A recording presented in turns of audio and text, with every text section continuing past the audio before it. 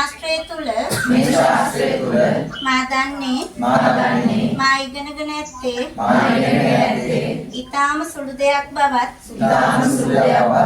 ඒ තවත් අයෙක් හා සංසන්දනය කිරීමට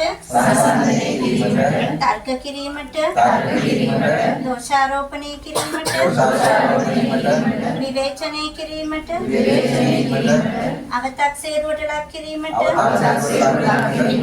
හෝ අභියෝගයකට ලක් කිරීමට මා කිසිසේත් සූදානම් නොවෙමි. මේ උතුම් ශාස්ත්‍රය වඩා යහපත් දෙයකට මිස අයහපත් දෙයකට යොදවන්නේ නැති බවත් ශාස්ත්‍රයට ගරු නොකරන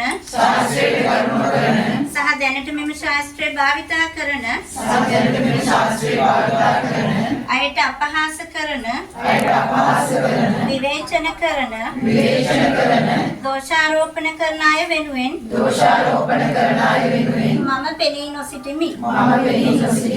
එවැනි අයට මාගේ සේවයද අවශ්‍ය නොවන බව